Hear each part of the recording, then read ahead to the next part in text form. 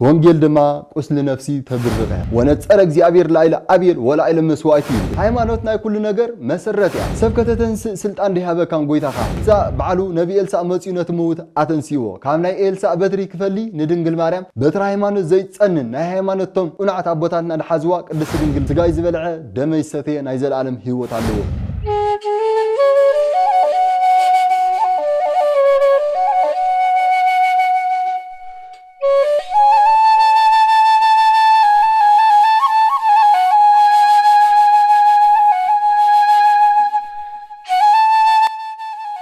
በስመ አብ ወወልድ ወመንፈስ ቅዱስ አሐዱ አምላክ ዘሃሎ ወይህሉ ዘመጻ ወካይበ ይመጽእ ቅድመ ዓለም ምፍጣሩ ኣብ ማእኸል ዓለም ድሕሪ ዓለም ዝነብር እግዚአብሔር አምላኽና አዚ ዓለም በእራሁ ኩሉ እህዙ ዝተዲሁ ዓለም ምልእቲ ኣብ ኢዱ ጨቢጡ ዝሓዘ እግዚአብሔር አምላኽ ኣብ ባህሪው ሞት ኣብ መንግስቱ ስዕረት ዘይብሉ ንፍጥረታቱ ብዝናም አዝኒቡ ብፀሓይ አብሲሎ ዝምግብ እግዚአብሔር አምላኽና መጋቢ ፍጥረታት ዝኾነ ክብርን ምስጋናን ንዕይብ ፀሓዮ ንስኹ ምስገን ከይተመስገነት ዘይትተርፍ ቅድስተ ቅዱሳን እማ አምላክ አክሊለ ምክነ ወቀዳሚተ መድኃኒትነ ወመሰረተ ንጽህነ ኢልና ነመስግና እማ አምላክ ቅድስተ ቅዱሳን በተወዳን ፈጣሪያን ዝሃባ ፍጹም ክብሪ ዝኸበረትን ተመስገነትን ትኹን ከምኡ ኩሎም ቅዱሳን እግዚአብሔር ዘኽብሮም በብማዕርጎም ክብርን ምስጋናን ንዖም ይብጽሐዮም بسم أب أمينة أب ولادي إله بسم ولد أمينة ولد تولادي إله بسم منفس قدس أمينة منفس قدس سرات إله من مكوا نمردا سلست أكلات انتبهلكو بظهري بفقاد بملكوت بأجازة عالم حدا زغنا እግዚአብሔር አምላኽና ድጋሜ ክብር ምስጋና ንዑይ ይብጽሐዮ ወይቤልዎ ሐዋርያት ወስከነ ሃይማኖተ ሐዋርያት ንጎይታናን መድኃናን ኢየሱስ ክርስቶስ ሃይማኖት ወስኸና በልዎ ወንጌል ሉቃስ ምዕራፍ 17 ከፍቅድ 5 ክሳብ 6 ዘሎ ማለት እዩ ሐዋርያት ንጎይታናን መድኃናን ኢየሱስ ክርስቶስ ሃይማኖት ወስኸና በልዎ ሃይማኖት ዝውስኽ መስልዎም ሃይማኖት ወስኸና በልዎ ይብል በዓል መጽሐፍ መንኩም ዝኾነ ነዚ ተናገረ ኃይለ ቃል መንኩም ዝኾነ ኩሉ ሰብ ክናገር ይግባእ ስለዝብሉ ዮሐንስ አፈወርቅ ነዚ ኃይለ ቃል ዝተናገረ ቅዱስ ሉቃስ እዩ ሉቃስ ማለት መበስር ማለት እዩ ብስራት ናይ ቅዱስ ገብርኤል አጠናቂቆ ኩሉ ስለተጻሐፈ ናይ ድንግል ማርያም ዘበሰራ ብስራት ናይ ድንግል ማርያም ገብርኤል ዘበሰራ ብስራት ስለተጻሐፈ መበስር ተባይሉ ሉቃስ ማለት ተንሳኢ ማለት እዩ ከምኡውን ሉቃስ ማለት አቃቤ ስራይ ማለት ዶክተር ማለት እዩ አቀዲሙ ናይ ስጋ ሐኪም ዝነበረ ዳሕራይ ድማ ናይ ነፍሲ ሐኪም ዝኾነ ቅዱስ ሉቃስ እዩ ሉቃስ ሰለስተ ዓይነት ሞያ ዝሓዘ ካብ ኩሎም ቅዱሳን ፍልይ ዝበለ ምሁር ከም ዝኾነ ይናገር ሰለስተ ዓይነት ሞያ ኣለዎ ክንብል ከለና ቀዳማይ ሓደ ሞያ ሰአላይ ካልአይ ጸሐፊ ሳልሳይ ድማ አቃቤ ስራይ ዘስጋ ሐኪም ናይ ስጋ ከም ዝተባሃለ ማለት እዩ ሰአላይ ክንብሎም ከለና ሰላም ለስእልቺ እንተ ሰአላ በእዱ ሉቃስ ጠቢብ ዘወንጌላውያን አሐዱ ካፍቶም አርባዕተ ወንጌላውያን ወንጌል ዝጻሐፈ ሓደ ዝኾነ ቅዱስ ሉቃስ ናትክ ስእሊ ዝሰአለ ተባሂሉ ኣብ መልክዓ ስእሊ ተቐሚጡ ከም ዘሎ ሓደ ንሪኦ ከለና ከምኡ ጸሐፋይ ክበሃል ከሎ ግብረ ሐዋርያትን ወንጌል ሉቃስን ዝጻሐፈ ካብ 72 አርድእቲ ሓደ ኮይኑ አቀዲሙ ናይ ስጋ ሐኪም ዝነበረ አፍጻሜ ድማ ካብቶም 72 አርድእቲ ኮይኑ ነገር ግን አቃቤ ስራይ ዘነፍስ ናብ ሰብአ ቆላሲስ ምዕራፍ 4 ፍቅድ 14 ቅዱስ ጳውሎስ ብዛዕባ ቅዱስ ሉቃስ ክዛረብ ከሎ አማኩሙ ሉቃስ አቃቤ ስራይ ዘነፍስ ፍቁርነ እትፍቁርና እትፈታዊና ዝኾነ ቅዱስ ሉቃስ ከም ያለኹም ኢሉ ሰላም ኢልኩም ኣሎ ይብል ሰላምታ ብዛዕባ ናይ ቅዱሳን ብዛዕባ ናይ ስድራኻ ናይ ሓውኻ ናይ ሓፍትኻ ሰላምታ ምሕታት ካብ መጽሐፍ ቅዱስ ዝወፀ እዩ ቅዱስ ጳውሎስ ከም ያለኻ ኩስቶ ከም ያለኻ ሰላም በለለይ እናበለ ዝናገር ቅዱስ ጳውሎስ ማለት እዩ ሉቃስ ሰላም ኢልኩም ከም ያለኹም እናበለ ዝተናገሮ ማለት እዩ እዚ ወስከና ሃይማኖት ኩሎም ከለው ሐዋርያት ንጎይታ ሃይማኖት ዝውስኽ መሲልዎም ይብል ሃይማኖት ግን ወይ ውስኽ ይብሎ ከመይ ካብ ወጣኒነት ናብ ማእከላውነት ካብ ማእከላውነት ድማ ናብ ፍጹምነት ዘብጽሕ ሃይማኖት ይውስኽ እዩ ጎይታ ግን ሃይማኖት ወስኸና ኩሎም ከለው ንሱ ወይቤሎም እግዚ ኢየሱስ ለእመብኩም ሃይማኖት መጠነ ህጠተ ሰናፍየ ወትብሉ ዋለዛቲ ሰግላ ተመሊ ምስሩኪ ወተተከሊ ውሰባሂል ወትትእዘዝ ለኩሙ ነዛ ሰግላ ካብዚ ተመሐቂ አፍቲ በሓር ተተኸሊ እንተበልኩማ ክንድፍረ አድሪ ተአክል ሃይማኖት እንተዳእ ተልያትኩም ክኾነልኩም ይኽእል እዩ ናበለ ጎይታ ንሐዋርያት ከም ዝተናገሮም ክንምንታይ ክንፍረ አድሪ ተአክል ሃይማኖት እንተልያትኩም እዚ ክኾነልኩም ይኽእል እዩ عب إزي وانجيل ماتيوس معرف 13 كاب 31 كم تقوله وأمسا كاله تمثالي يبل إنزا يبل كاله مثالي دم أمسي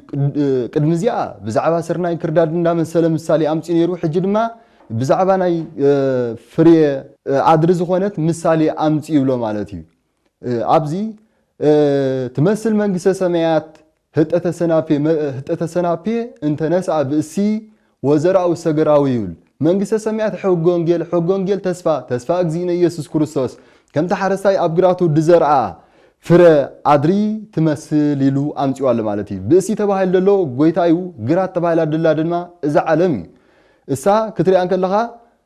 كاب كلنا أزرتي زنا أستي لوا وتنس كلنا أزرتي لوا كاب كلنا نس أزرتي زنا أستي ده حراجن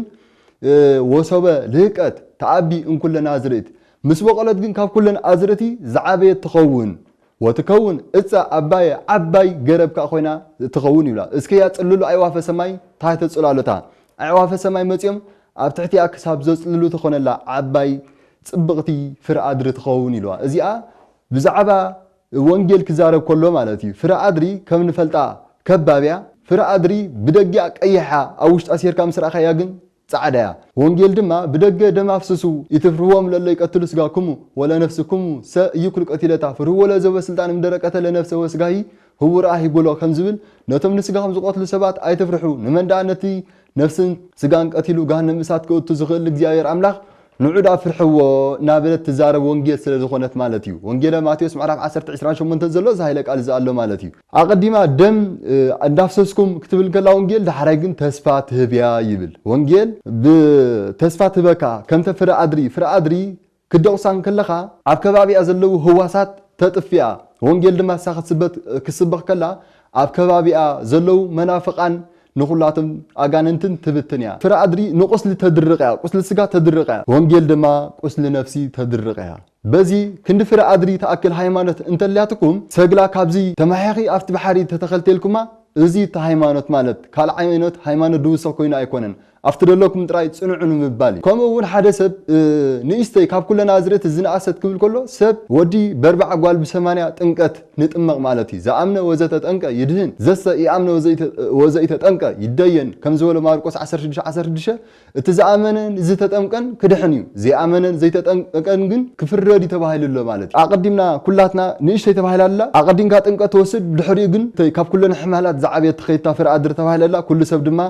مقبار تروفات دا سرح يغير كما ون حدث مصيو بن الساحه تحتنا ولخ مص كله دحاري صباح نغون تنسحيو مخرا بنفسو ناي كان مكري وسيدو زعبه يسب يغون اب صلوت كذكرنا حساب مبال يبصح مالت صلوت تصادق تكل وتا سل تبايل سلازمنلو مالتي كمزنا بلت كمتي فر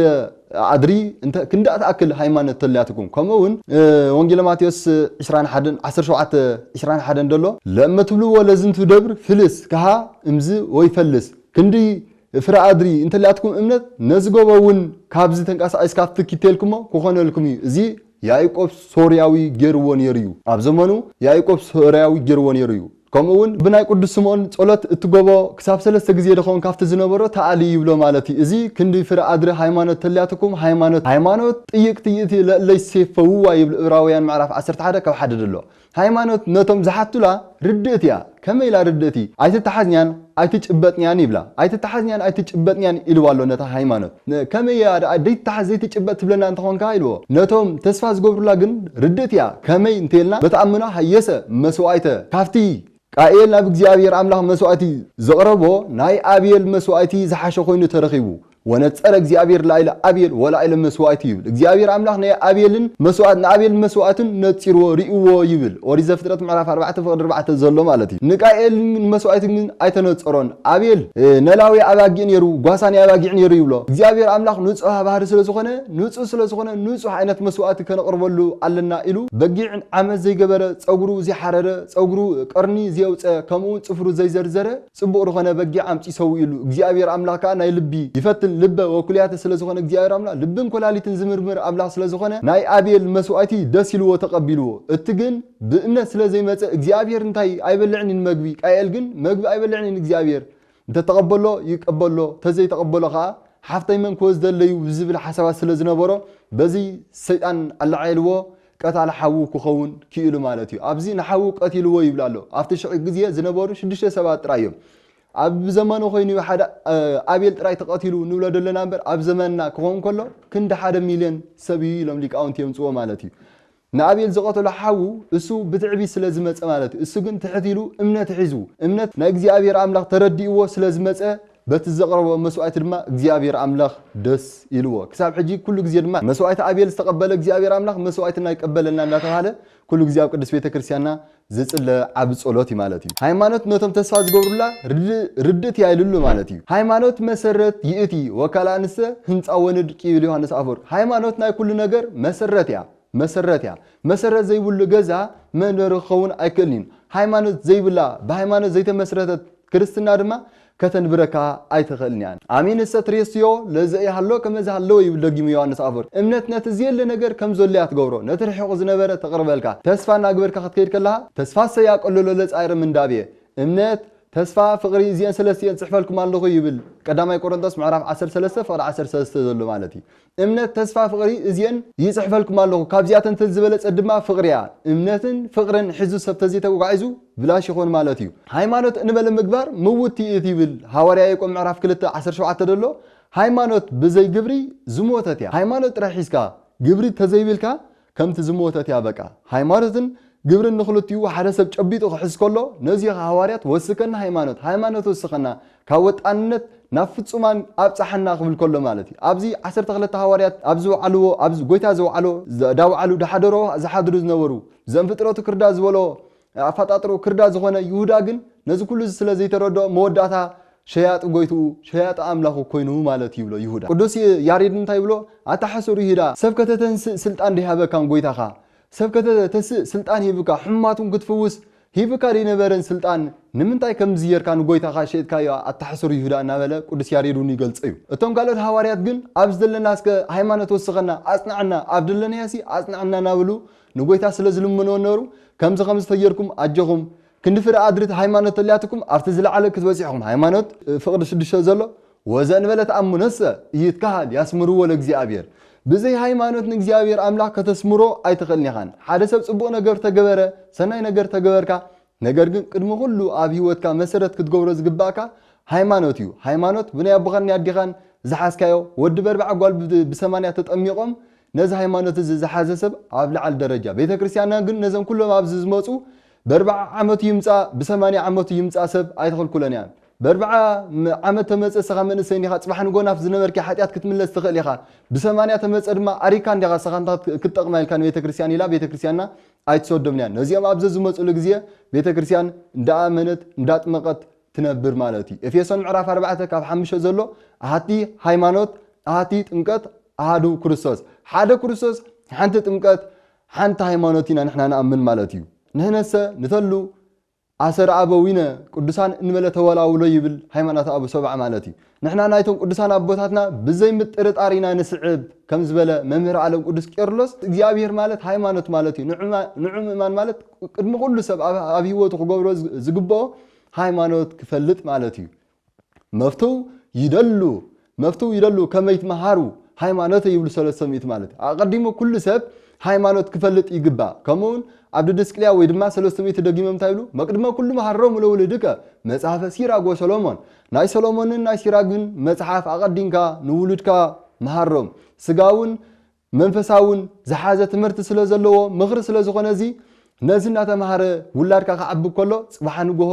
ናብ የማን ናብ ጸጋን ከይበለ ተኺሉ አጣቀንዕት ሃይማኖት ክነብር ይኽእል እዩ ሲራግ ምዕራፍ 2 ፍቅር 10 ዘሎ እስኪነተ ናይ ጥንት ወለዶ ሕሰቡ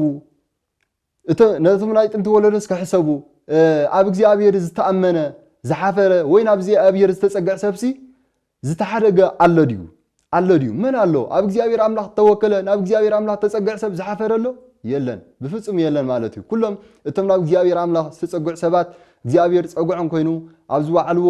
እንዳዋዕለ ኣብ ዝሓደርዎ እንዳሓደረ እግዚአብሔር አምላክ ምሰኦም ኩሉ ግዜ ነይሩ ኣብ ቀረና መንገዲ ደው መበል የነይተን ተቀንዕት መንገድኩም ለሆነትካ ክትፈልጥ ይኻ ይብል ኤርሚያስ ምዕራፍ 6:16 ማለት እዩ ቀረና መንገዲ ተዋህል ደሎ ብዲያብሎ ዝወስደካ ናይ ካል መንገዲ እዩ ኣብ ቀረና መንገዲ ተኾንካ ብዙሕ ነገራት ክመጻካ እዩ ብፍላይ ኣብ ዝሎም እማው እንደልናያ ዝመጸ ሰብ ካብ ሃይማኖቱ ዘውፃልካ ስለ ዝኾነ እታ ቅንዕት መንገዲ ናይ ኣቦታትካ ሃይማኖት ኤነተን ከም ዝኾነት ክትፈልጥ ተደሊኻ ግን ሕተት ተሳኣሎ ለኣቡ ከይነግረከ ወለ ሊቃውንቲ ከይዝየንውከ ከም ዝበለ ዘዳግም 32:7 ዘሎ ነብኻ ምሕተቶ ኣቦኻ ክነግረካ ሊቃውንትኻ እውን ተወከሶም ከመይ ኢሎም ከም ዝነበሩ እታ ሃይማኖት ከመይሉ ከም ዝመፀ ኩሉ ኣስፊሖም ክነግሩኻ እዮም ስቕልካ ደይኮንካ ካብታ ሃይማኖት ወፂኻ ናብ ካልእ ክትከይደለካ ነቦታትካ ዳ ክትሓቶም ኣለካ እምበር ደጋጊንካ ስለ ሃይማኖትካ ንመምሃራንካ ንሊቃውንትኻ እቲ ወላዲኻ ከማንቲ ናይ ስጋ ወላዲኻ ብዛዕባ ሃይማኖት ኣፀቢቑ ከፍልጠካ ስለ ዝግቦ ብዛዕባ ሃይማኖት ግን ሕተቱ ሓቲትካ ጥራይ ኣይኮነን ተዘከሩ መካኒንትኩም ዝመሃርኩም ቃል እግዚአብሔር ዕብራውያን 13:7 ደለ ማለት እዩ ነቶም ቃል ሃይማኖት ዝመሃርኩም ኣቦታትኩም ሊቃውንትኩም ዘክርዎም ከመይ ኢሎም ከም ዝሓለፉ ከመይ ኢሎም ከም ዝነበሩ ዘክርዎም ከም በዓል ቶማስ ዘምራስ ክሳብ 20 ልዕሊ 20 ዓመት ዝኸውን ስለ ሃይማኖት ኢሎም ተጨፍጨፉ ኩሉ ኣካላቱ ቆራሪጾም ከንፈሩ ከይተረፈ ዝቆረጽዎ ከም በዓል ቶማስ ዘምራስ ኣሎ ማለት እዩ 300 ሊቃውንቲ ብዛዕባ ናይ ኣርዮስ ክእከቡን ከለዉ ኣብቲ ሽዑ ግዜ ወላ ሓደ ሰብ ጥዑይ ኣይነበረን ይብሎ እንታይ ኮይኑ ዘመነ ሰማዕታት ሽዑ ግዜ ስለ ዝሓለፈ ማለት እዩ ዘመነ ሰማዕታት ገሊኦም ኢዶም ተቆሪጾም ገሊኦም ዓይኖም ነቂሮም ብዙሕ ነገር ቤተ ክርስቲያንና ረኺብዎም ብበዓል ዲዮቅልጥያኖስና መክሲሚያኖስ ብዙሕ ነገራት ረኺብዎም እቲ ሰላማዊ ዝኾነ ራት ንጉስ ቆስጠንጢኖስ ምስ መፀ ግን ናይ ቤተ ክርስቲያንና ሰላም ተመሊስላዩ ቤተ ክርስቲያን እምነት ኣብ እምነት ካንተራ ተጸኒዕኻ ናብ ዝኾነ ዓይነት መንገዲ ኣይተብልኒ ኻን ይብል ማለት እዩ ኣቦና አብርሃም እውን ኣቀዲሙ ሃይማኖት ኣይነበሮን ሃይማኖት ምስ ሓዘ ግን ኣቦ ብዙሃን ተባሂሉ አብርሃም ኣቀዲሙ ኣብ ጣዖት ዘምልኽ ዝነበረ ኣቦኡ ታራ እስከ ነዞም ጣዖታት ሸይካም ምጻሞ ሸይካም ምጻኢሉ ኣብ ዝሃበሉ ሒዝዎ ኸይድ ከሎ እቲ ጣዖት ኣብ ላዕንን ተብሎ ዘብልዕ ኮይነ ጸሚዕ በል መያስቴን ተብሎ ድማ ማይ ዘስት የኾነ በል እዕልለኒ እሱስ ካልእ ይትረፍሞ ይዕልለኒ ክብሎ ከሎ ስቂሉ ኣብ ዕዳጋ ምስ ወረደ ግን ከም አብርሃም ዝበለ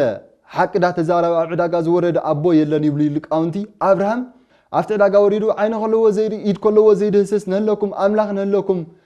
ክብል ከሎ እቶም ዝፈልጥዎ ሰባት አብርሃም ተጸሊሉ አብርሃም ኣሕምም ኣሎ እንታይ ኻውን ኣሎ ይብሎ እቶም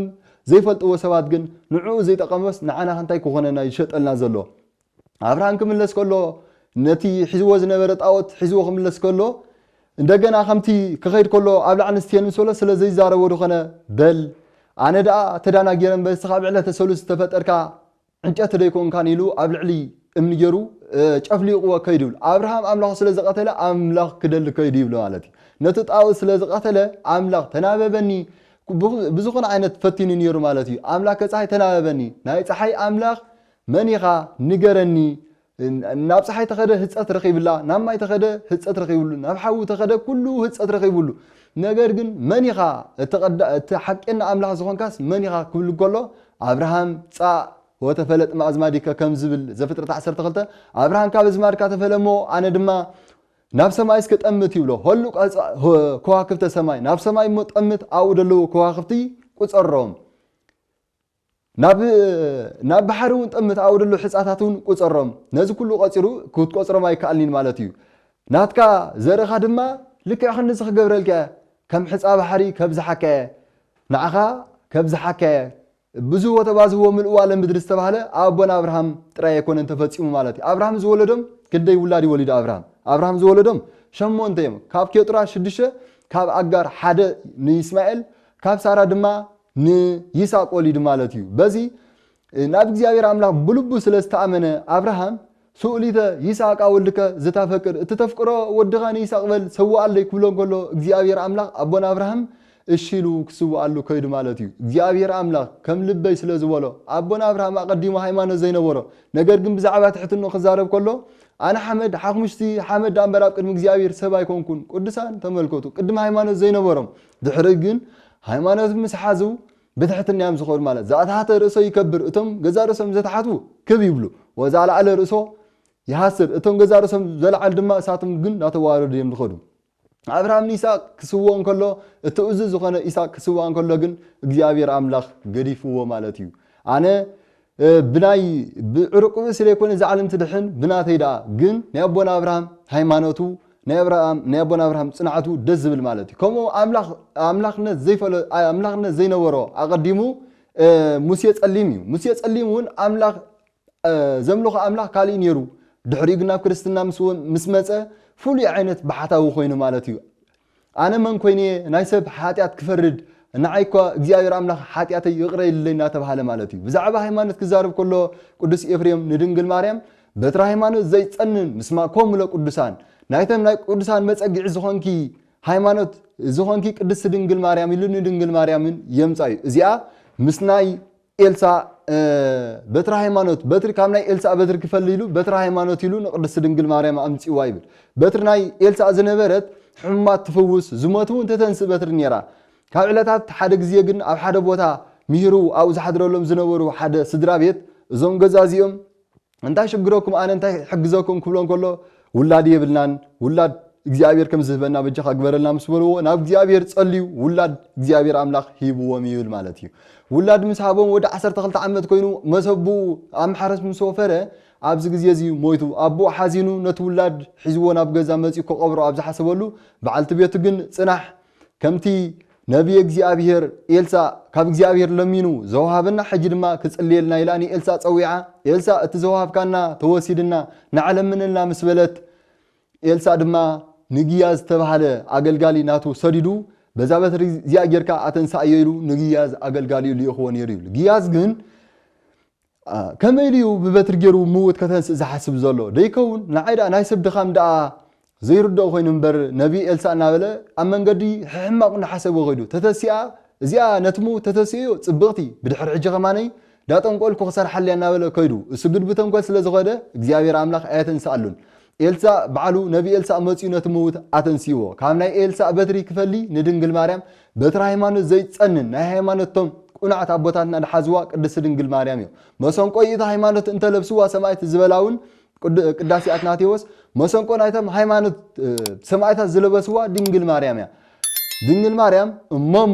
ለሰማይት ተባለ አደ ሰማይታት እህቶም ለመላእክት ዳተባለ ዝተነገረላ ቅድስት ድንግል ማርያም ያክል ሃይማኖት ዘአልቦ ጥልቀት በቅድስት ድንግል ከመይት ወላዲተ አምላክ ይብል መምህር ዓለም ቅዱስ ቄርሎስ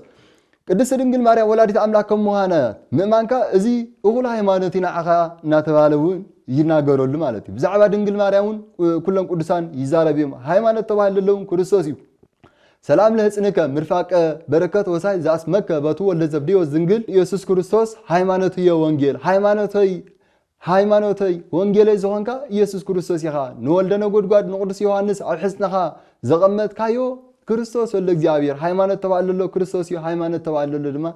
እግዚአብሔር እዩ አቀዲሙ ኣብዚ ምድር ኮሎ 33 ዓመት እንዳዞረ ወንጌል ላሰበኸ